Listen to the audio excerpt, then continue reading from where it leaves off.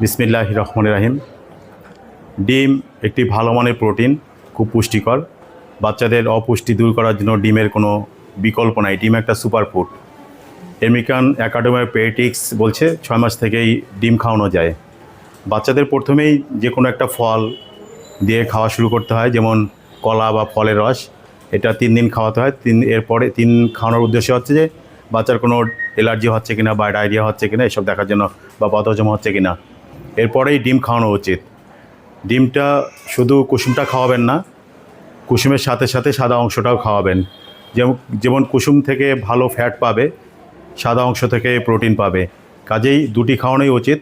বাচ্চাদের অবশ্যই কোনো অবস্থাতেই পোজ বা অর্ধসিদ্ধ অথবা কাঁচা ডিম খাওয়াবেন না। এগুলো খাওয়ালে বাচ্চাদের সালমোনেলা নামে একটা অসুখ হতে পারে। কাজে অবশ্যই সিদ্ধ করে খাওয়াবেন। হলুদ এবং সাদা দুটাই খাওয়াবেন। বাচ্চা ফ্যাট পাবে এবং প্রোটিন পাবে। প্রথম দিনেই পুরা ডিম খাওয়ানো যাবে না, 3 ভাগের 1 ভাগ খাওয়াবেন। আস্তে আস্তে ক্রমান্বয়ে বাড়াবেন। এরপরে প্রতিদিনই বাচ্চাকে ডিম খাওয়াবেন। যদি অ্যালার্জি ওঠে বা অন্য কোনো সমস্যা হয় সেই ক্ষেত্রে বন্ধ করতে হবে। প্রয়োজনে আপনারা যোগাযোগ করবেন রোগমুক্ত ক্লিনিক, গোলকুঠি, দিনাজপুরে যোগাযোগ করবেন। ধন্যবাদ সবাইকে।